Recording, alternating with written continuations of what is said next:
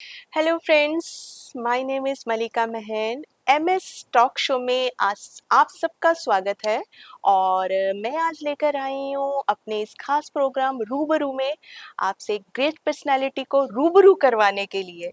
He is a one and only Gulshan Suman ji, जो कि एक ग्रेट सिंगर है, एक वेल नोन वेलनेस ट्रेनर है और साथ ही साथ उन्होंने बहुत सारी एल्बम में काम भी किया है एज अ म्यूजिक कंपोजर।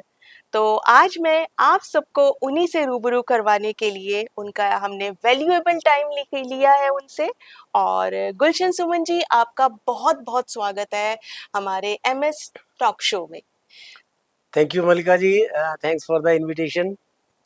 तो सर, मैं और मेरे लिसनर आपके बारे में बहुत कुछ आज जानना चाहते हैं, जैसे कि आपकी सक्सेसफुल जर्नी के बारे में, आपके स्टार्टअप के बारे में और आपका स्ट्रगल लेवल कहाँ तक रहा, कैसा रहा। इन सब के लिए हमारे व्यूवर्स और मैं खुद भी बहुत एक्साइटेड हूँ। तो सर, आप अपना फर्स्ट स्टेप कहाँ से स्टार्ट करेंगे, चाहे वो सिंगिंग का हो, चाहे आपका वेलनेस का हो, चाहे आप योगा से भी रिलेटेड रखते हैं। तो आप बताइए कि आपका ये जर्नी कहाँ से स्टार्ट हुआ? देखो, स्टार्टिंग की अगर बात करते हैं तो मेरा सबसे पहला एक्सपोजर जो हुआ संगीत का हुआ है, क्योंकि संगीत हमारे घर में ही था। जी। मेरे पिताजी के बड़े भाई ज्ञानी गुरबचन सिंह जी ओके। होशियारपुर के बहुत माने हुए रागियों में से एक थे, जी। और उनसे मुझे संगीत की शुरुआत, जिसको कहते हैं भी, संगीत का एक्सपोजर वहाँ से मिला। जी। क्योंकि हम छोटे छोटे होते थे, स्कूल लेवल में थे, समर वेकेशंस होती थी, विंटर वेकेशंस होती थी, हम जाया करते थे उनसे मिलने ओके। पंजाब में। क्योंकि जी। मेरा जन्म पंजाब से है, पंजाब के एक बहुत छोटे से गांव में है। उसकी पॉपुलेशन जितनी पहले थी मेरे बर्थ के टाइम पे, अभी भी उतनी है, इतना छोटा अच्छा। गांव है वो। ओके। तो हमारे जो ताया जी जिसको हम बोलते हैं, ये पंजाब में होशियारपुर में रहते थे, तो इनसे मिलते थे। जी। तो इनके पास कई शागिर्द सीखने आते थे, तो मैं भी बैठ जाता था। धीरे जी। धीरे इंटरेस्ट डेवलप हुआ। जी। फिर इन्होंने देखा भाई संगीत का थोड़ा सा रुझान है, जी। तो फिर उन्होंने मेरे को बेसिकली जो जो एक तबला होता है, तबले की जो बेसिक ताल होती हैं, जी। कहते ज़्यादा सीखना तो उसके लिए टाइम चाहिए। ओके। कम से कम बेसिक जो ताल होती हैं, जो भी गाने के अंदर इस्तेमाल होती है, चाहे वो क्लासिकल है, जी। चाहे वो लाइट है, जी। वो फिर उसके बाद थोड़ा-सा गाने में भी उन्होंने तैयारी करवाई, रागों का परिचय वगैरह। जी। तो इस तरह से संगीत के साथ मेरी शुरुआत हुई, जी। और बाकी आगे धीरे-धीरे जैसे-जैसे माहौल बनता रहा, जी। क्लासिकल भी सीखने का मौका मिला। जी। और दिल्ली में क्योंकि हम रहे हैं। जी। हाँ, तो दोस्तों, जैसे कि हमने सर की प्रोफाइल देखी और उसमें एक बहुत फेमस पर्सनैलिटी का भी ज़िक्र होता है आपके प्रोफाइल में, गिरीश चंद्रा जी का, जो मदन मोहन के, जो हमारे लेट मदन मोहन जी हैं, उनके असिस्टेंट रहे हैं।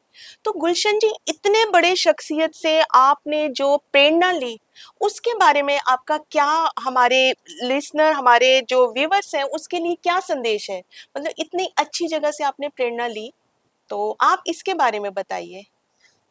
उससे पहले मैं थोड़ा-सा बताना चाहूँगा कि जी। जैसे मैं दिल्ली में रहा हूँ, तो दिल्ली में मैंने पंडित कृष्ण दत्त शर्मा जी से मैंने सीखा जी। शास्त्रीय संगीत, काफ़ी साल सीखता रहा। जी। और उसके बाद मुझे सरफराज हुसैन खान साहब, जो कि रामपुर ब- सहसवान घराने से बहुत जी, संबंधित हैं, बहुत लोकप्रिय है उनसे जी। मुझे सीखने का मौका मिला। जी। और उनके डेथ के बाद फिर मुझे उनके लड़के जो हैं मुशाहिद हुसैन खान साहब, नाइस। उनसे सीखने का मौका मिला, और जी। अभी भी सीख रहा हूँ। जी।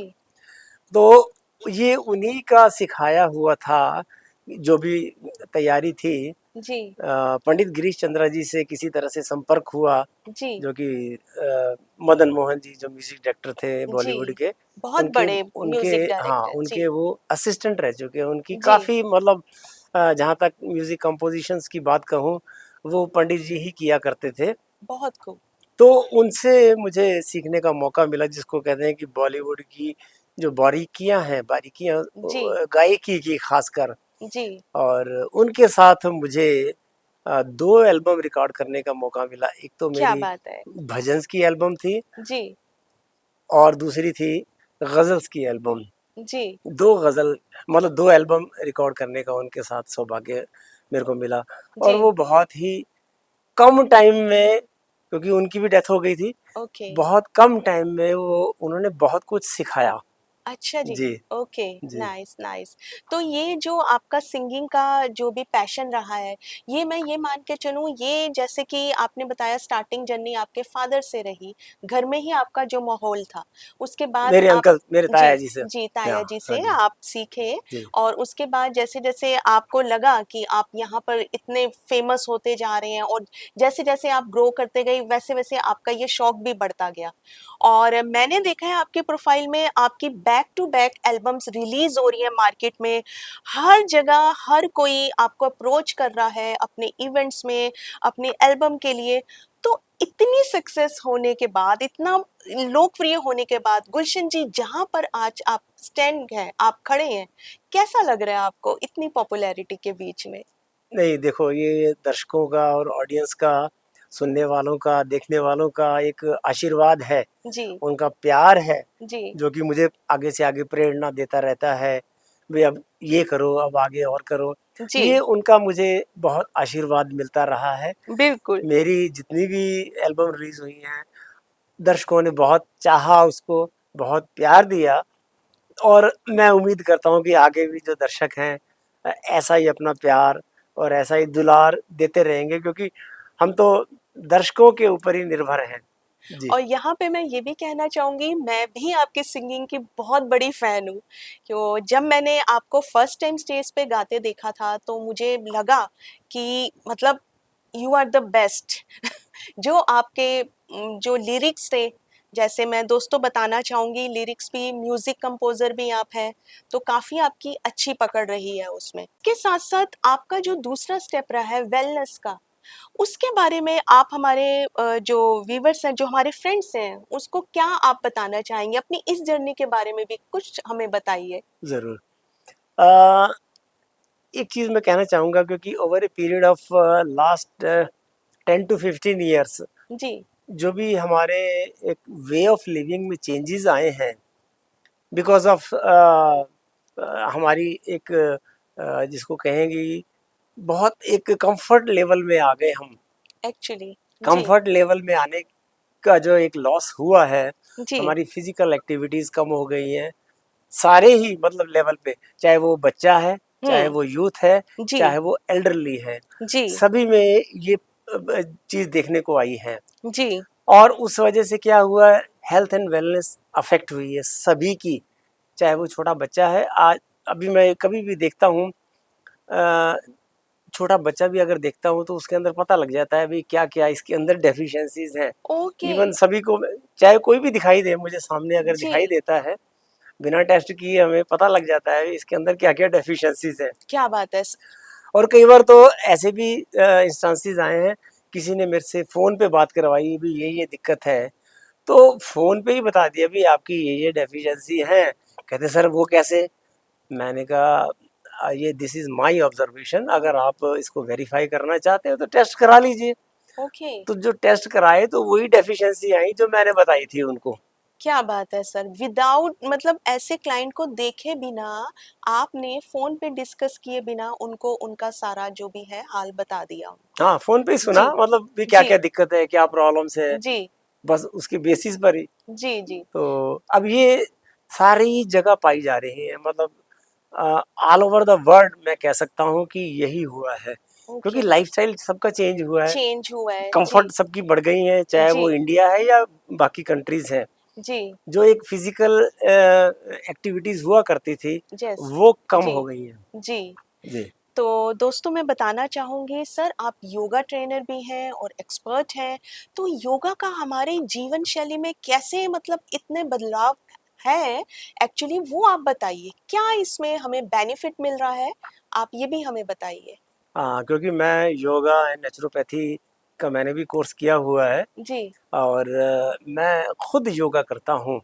जी, और मैंने जो सीखा है, स्वामी धीरेन्द्र ब्रह्मचारी बहुत ही पुराने क्या बात है। स्वामी जी रहे हैं, जी, जिन्होंने योग को दूरदर्शन पे लाया। बिल्कुल। तो जी, उनसे मुझे सीखने का अवसर मिला। जी। बंगला साहिब के सामने उनका आश्रम हुआ करता था, जिसको आजकल मोरारजी देसाई इंस्टीट्यूट ऑफ हाँ जी, योगा एंड साइंस बोलते हैं। Of course. वहाँ मैं जाया करता था सीखने। जी, तो वहाँ से जो सीखा फिर उसको हम डेली लाइफ में प्रैक्टिस करते हैं। Yoga is a part of life. Yoga is not just an exercise भी सेट ऑफ आसन है, ये नहीं है। योगा का मतलब टू जॉइन। योग संस्कृत का शब्द है। जी। संस्कृत का शब्द है योग। योग का मतलब टू जॉइन। जॉइन किससे ओके। करना है? किससे करना है? Somewhere we are separated. Okay, what is the nature of a human being? Okay. हमारी जो रियल नेचर है उससे हम दूर चले गए। जी, योग जो है उसको अपनी नेचर के साथ जोड़ता है, कनेक्ट जो करना है जो हमारी हमारी। स्वयं की जी, नेचर है, जो स्वयं की प्रकृति है हमारी। ओके। जी, तो ये है योग। जी। जी। बहुत सुंदर। गुलशन जी, मैं बताना चाहूँगी अपने दोस्तों को, आपने इतने बड़े-बड़े सेलिब्रिटी से अवार्ड, ऑनर लिया। लाइक उनमें से जो मेरे को बहुत नाम याद है, वैसे तो अगर मैं लिस्ट खोलूँ तो वो कम पड़ जाएगी। तो जैसे उनमें से महिमा चौधरी जी हैं, गुलशन ग्रोवर जी हैं, ईशा देओल जी हैं, उनसे आपको इतने अवार्ड, ऑनर मिले, कैसा लगता है आपको? मतलब इतनी बड़ी-बड़ी पर्सनैलिटी जब आपको एक ऑनर दे रही है, आपका स्टेटस देख के, तो ये मोमेंट आप कैसे मतलब हमारे दोस्तों को शेयर करेंगे? देखो जी, इन सब का श्रेय जो मैं अपने गुरुजनों को देता हूँ, जी, जिन्होंने एक वे ऑफ लिविंग जो हमें सिखाया। ऑफ भई कोर्स। आपको जीना कैसे है संसार में? ओके। क्योंकि ये जो वे ऑफ लिविंग है, जिसको आर्ट ऑफ लिविंग भी कह सकते हैं, हमारे शास्त्रों में है ये। जी, क्योंकि मुझे वेदांत का अध्ययन करने का अवसर मिला ओके। और मैं अभी सो भी कर रहा नाइस। हूँ, कई सालों से कर रहा हूँ और अभी भी कर रहा हूँ। जी, वो जो हमारे शास्त्र हैं, वो हमें सिखाते हैं कि इंसान को, मनुष्य को जीना कैसे है। ओके। क्योंकि मनुष्य अपने हिसाब से जिए जा रहा है, अपने हिसाब से नेचर के अंदर कुछ तोड़ रहा है, कुछ बना रहा है और उसको इस चीज़ का ध्यान नहीं रहता कि मैं नेचर के साथ कंप्रोमाइज़ कर रहा हूँ। ओके, क्योंकि ये चीज़ बहुत ज़रूरी है। बहुत ज़रूरी है। जी, डेवलपमेंट होनी चाहिए।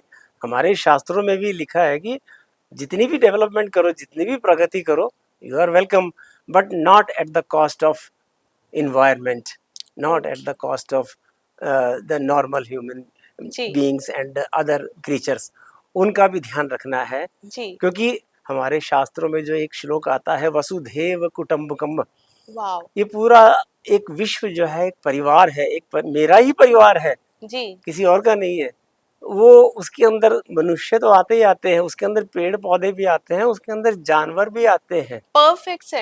जी। परफेक्ट सेड तो सर। ये जो चीजें हैं, जब ये सीखते हैं तो आदमी के अंदर एक कहते हैं कि ह्यूमिलिटी आती है। यस, ऑफ अगर वो कोर्स। ह्यूमिलिटी आती है तो आप एक नॉर्मल तरीके से बिहेव करते हैं। जी, और लोग आजकल आर्टिफिशियल ज़्यादा बिहेव करते हैं, एक्चुअली। नॉर्मल कर नहीं पाते वो। जी, ये दिक्कत आ जाती है लोगों के साथ। जी, तो इसलिए मतलब जो कुछ भी मिलता है ठीक है, ईश्वर कृपा है, हरि कृपा है। जी। जी। बहुत सुंदर। तो सर, जैसे मैंने आपकी प्रोफाइल को देखा, उसमें से board of vocational examination and Bhishma school of Indic study का सर्टिफिकेट, एंड देन आपको solo USA school of leadership USA, इन सभी से आपको नवाजा गया। तो ऐसे में आपको कैसा लगता है, और इन सब से हम कैसे अपने जो हमारे आज दोस्त देख रहे हैं आपको, जो सुन रहे हैं, उनके लिए आप क्या टिप देना चाहते हैं? इतने बड़े-बड़े आपने खिताब ले लिए, इतनी बड़ी अचीवमेंट ले ली, तो कुछ ऐसे टिप्स जो आप हमसे शेयर करेंगे कि यहाँ तक की जर्नी आपकी कैसी रही और क्या आप उनको मैसेज देना चाहते हैं? जी, ज़रूर। एक स्वामी राम तीर्थ हुए, उनको बहुत कम लोग जानते हैं। जी, स्वामी विवेकानंद के टाइम के ही हैं वो। ओके, विवेकानंद जी को तो बहुत जानते हैं, जी, उनको लोग बहुत कम जानते हैं क्योंकि उनका भी लाइफ स्पान जो था 30 से 32 ईयर्स तक का था। ओके, तो बट वो उतनी एज में जो देकर गए हैं समाज को, वो एक वंडरफुल एक जी, आइडियोलॉजी दे के गए हैं। वो हमारे शास्त्रों के ऊपर ही आधारित थी। जी, उनकी एक कोटेशन है, हाँ जी, human being has unlimited capacity. हुँ, human being has unlimited capacity. Sure sir. और वो कैपेसिटी मतलब applies in each and every field, जी, चाहे वो म्यूजिक है, चाहे वो परफॉर्मिंग आर्ट्स दूसरी है, जी, चाहे कुछ और शास्त्र सीखना है, या हमारा जो भी वेलनेस वगैरह के ऊपर काम है। वो कहते भी आपकी कैपेसिटी इतनी है कि you can create wonder in this world. Oh nice. वो कहते हैं human being has the capacity to create heaven in the hell, और heaven hell in the heaven, दोनों तरह से कर वंडरफुल सर, सकता है। वंडरफुल। एक इंसान की इतनी कैपेसिटी है जी, कि उसको नर्क में भी भेज दिया जाए तो वो स्वर्ग बना सकता है, क्या बात है। और अगर स्वर्ग भी है तो भी उसको नर्क बना सकता है। जी, क्योंकि आजकल देखें, जिसको धरती का स्वर्ग कहा जाता था कश्मीर, अब उसको नर्क ही तो बना दिया है। वेल तो सेड। ये क्या है, इंसान का ही एक माइंड है, इंसान का एक मन है। ये बिल्कुल गलत सर। डायरेक्शन में चला गया तो वो जी, हेवन का भी हेल, जी, और अच्छी डायरेक्शन में चल पड़ता है जी। तो वो हेल को भी हेवन बना सकता है। तो that way there is no limit of learning. बिल्कुल सर, बिल्कुल। और आपकी प्रोफ़ाइल में हमने देखा दोस्तों जैसे कि पद्म श्री नॉमिनी भी रहे हैं आप 2023 में। तो यहाँ तक का सफ़र कैसा रहा आपका? देखो जी, मैं फिर वही बात कहूँगा, सीखना है, सीखते चले जा रहे हैं, क्योंकि एक चौपाई आती है रामचरितमानस में, हरि जी, अनंत, हरि कथा अनंता। क्या बात है। जैसे हरि अनंत है, जी, ऐसी इसकी कथा भी अनंत है। जी, तो सीखते जाएँगे, जितना सीखते जाएँगे, जी, वो हमारे लिए ग्रोथ है। ओके, वो ग्रोथ होती है, तो जी, कोई अवार्ड दे देता है, कोई पुरस्कार दे देता है, या कुछ इस तरह से हो जाता है। वो सब ईश्वर की कृपा है। क्या बात है। दोस्तों मैं बताना चाहूँगी हमारे गुलशन जी हर एक फ़ील्ड में इतने सक्सेस हैं और इनको मैं काफ़ी समय से देख रही हूँ, फ़ॉलो कर रही हूँ। अलग-अलग फ़ील्ड में हमारे सर को जो मुकाम हासिल हो रहे हैं, काबिल-ए-तारीफ़ है। तो सर मैं आपको ये भी पूछना चाहती हूँ जैसे कि मैं बहुत एक्साइटेड हूँ, आज आपने अपना टाइम भी दिया हम सबको, अपना वैल्यूएबल टाइम दिया आपने। तो आप मुझे थोड़ा-सा ये भी बताइए जैसे आप सेशन देते हैं, चाहे वो आपका योगा से रिलेटेड हो, चाहे वो आपका वेलनेस से रिलेटेड हो, तो आपके पास हर कैटेगरीज़ का आपके पास पेशेंट या यूँ कहिए क्लाइंट आते हैं। तो आपने क्या डिफ़रेंस देखते हैं आज की यूथ में और एक सीनियर सिटीज़न में और एक बच्चे में? आपको क्या डिफ़रेंस लगता है उनमें? या आप क्या उनको मैसेज देना चाहते हैं? इससे बताइए आप। हाँ, देखो, मैसेज तो सबके लिए एक ही है, जी, चाहे वो बच्चा है, चाहे वो यूथ है, चाहे जी, वो एल्डरली है। जी, सबसे पहले तो अपनी हेल्थ की देखभाल करनी है, ऑफ़ कोर्स। क्योंकि हमारे एक उपनिषद है यजुर्वेद के अंदर, ईशावास्य उपनिषद आता है। जी, उसके अंदर एक श्लोक आता है, कुर्वन्यवेह कर्माणि जिजीविशेषतम समः, बहुत सुंदर। कि हे प्रभु, आपने मुझे ये शरीर दिया है, मैं 100 वर्ष तक जीऊं, अच्छा, मैं 100 वर्ष तक जीऊं और बिल्कुल हेल्दी और परफेक्ट वे में जीऊं, जी, किसी के ऊपर डिपेंडेंट ना रहूं। जी, उसका कारण यही है, क्योंकि जब तक इंसान के अंदर हेल्थ है, वो बहुत कुछ कर सकता है। जहां उसकी हेल्थ डाउन हुई, उसको अपने आप को झेलना मुश्किल हो जाता है। ओके, समाज को तो वो बोझ बनता ही बनता है, जी, स्वयं के लिए भी बोझ बन जाता है। Of course. और क्योंकि उसको हेल्दी क्यों रहना है, हेल्दी किसी को मारा मारी करने के लिए नहीं। आजकल नहीं तो देखते हैं कि लोग जो बॉडी बिल्डिंग करते हैं, तो वो जब थोड़ी बहुत बॉडी बन जाती है, दूसरों को मार कुटाई करने में लग जाते हैं। जी, वो कहते हैं कि परोपकार के लिए जीना है, जी, हेल्थ होना है, और परोपकार के लिए। जी, क्योंकि परोपकार जब हम करते हैं, तो वो सृष्टि के जो कुछ नियम हैं उसको फॉलो करते हुए हम चल रहे हैं। बहुत सृष्टि सुंदर। सिखाती है कि परोपकार करना है, जी, क्योंकि सृष्टि के अंदर आप कहीं भी देखें, वो कहीं ना कहीं हमें मैसेज दे रही है, हम पकड़ नहीं पाते, ज्यादातर नहीं पकड़ पा रहे। जी, वो कह रही है परोपकार। जी, आपने पेड़ देखा है, पेड़ के ऊपर फूल लगते हैं, फल लगते हैं, कभी आज तक किसी फल को खाया ही नहीं पेड़ ने, बहुत वो दूसरों सुंदर। के लिए है। वो ये मैसेज दे रही है कि you have to live for others, जी, अपने लिए तो जीना जीना है। और वो जी, एक गाना भी है ना, अपने लिए जिए तो क्या जिए। क्या जिए, तो बहुत सुंदर। एक नेचर का मैसेज है ये। जी, तो वो तभी कर सकते हैं जब हम परफेक्टली हेल्दी रहेंगे। जी। बहुत सुंदर गुलशन जी। और जहाँ तक मैंने देखा और जहाँ तक मैंने आपके सॉन्ग सुने और मैं चाहती हूँ कि आप एक सूफ़ी सॉन्ग तो बनता ही है, क्योंकि दोस्तों गुलशन जी हमारे सूफ़ी सॉन्ग हो या फिर आपका हिंदी सॉन्ग हो या फिर पंजाबी सॉन्ग हो, आप तो हर तरफ छाए हुए हैं। तो मैं चाहती हूँ एक छोटा-सा अगर सॉन्ग या कुछ अंतरा हमारे यहाँ व्यूअर्स के लिए गा दें तो बहुत अच्छा रहेगा। श्योर। तो दोस्तों आप तैयार हैं एक सूफ़ी सॉन्ग के लिए? हमारे गुलशन जी आप सबके सामने। जी गुलशन जी। जी ये बाबा बुल्ले शाह का कलाम है। नाइस। मैं तेरे कुर्बान वेड़े आवड़ मेरे। क्या बात है। मैं तेरे कुर्बान वेड़े आवड़ मेरे, वेड़े आवड़ मेरे। मैं तेरे कुर्बान वेड़े आवड़ मेरे, वेड़े आवड़ मेरे। बहुत सुंदर। पर यहीं पर हम नहीं रुकेंगे। अब हमारी जो है ख्वाहिशें बढ़ती जा रही हैं आपको सुनने की। एक पंजाबी सॉन्ग हो जाए। जी। जी। जदों तेनू तक्किया मैं पहली पहली बार, तेनू तकदे ही मैनू हो गया प्यार। रातां नू नींद ना आवे, कुड़िए नी कर ले तू मेरा एतबार। ओ, ओ,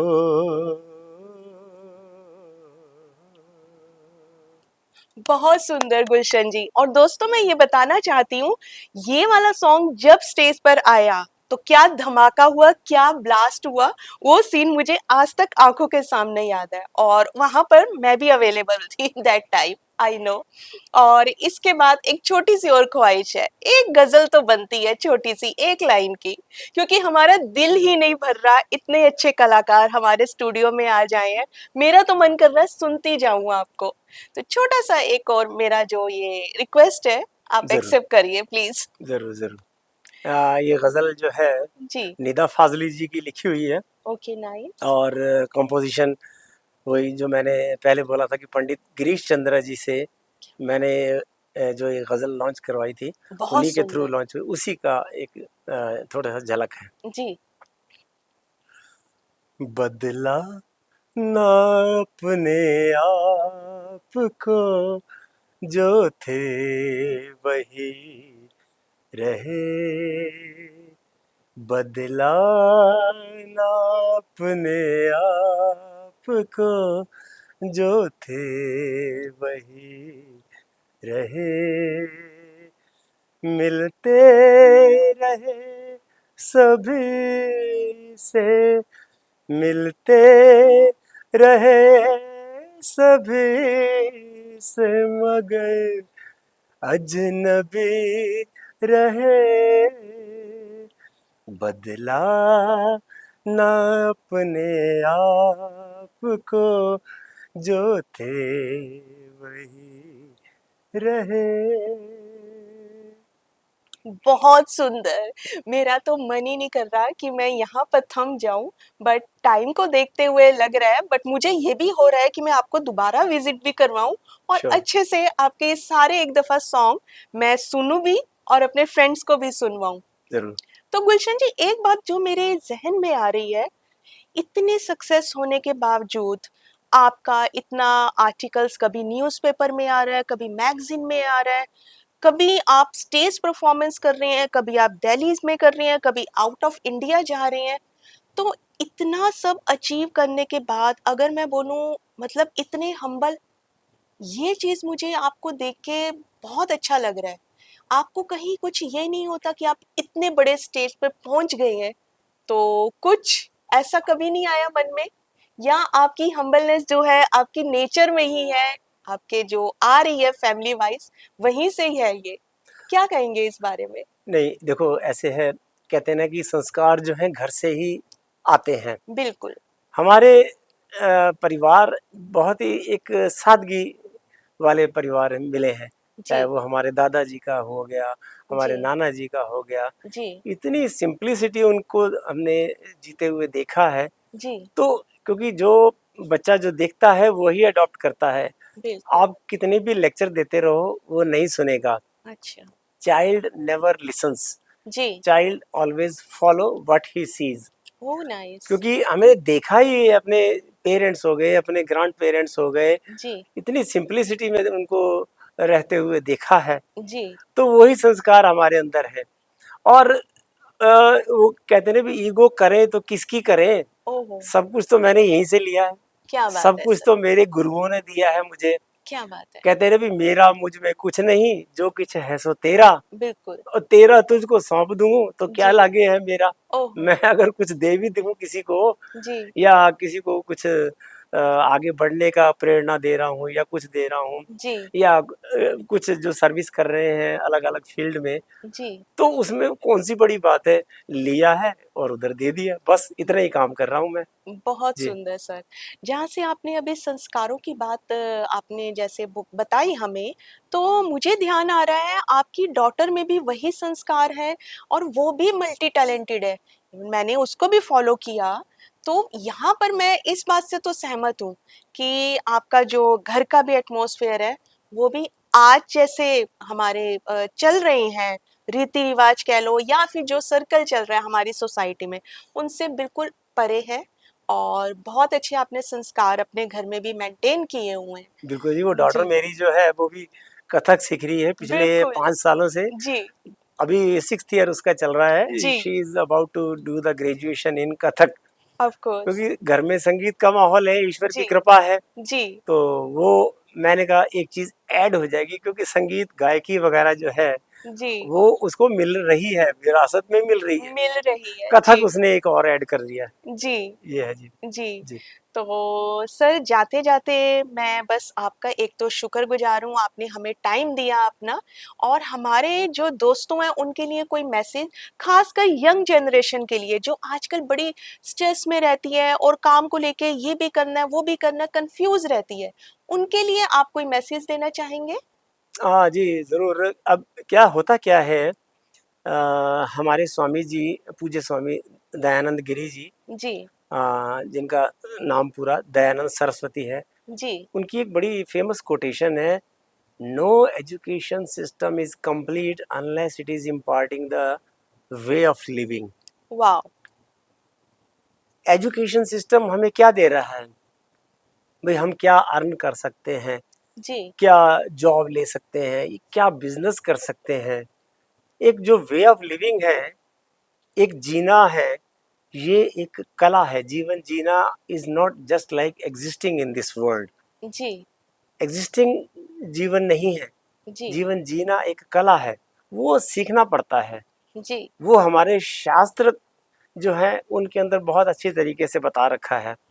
तो आज के जो यूथ को मैं यही बताऊंगा कि हमारी जो संस्कृति है, हमारे जो शास्त्र हैं, उनका अध्ययन करना बहुत ज़रूरी है।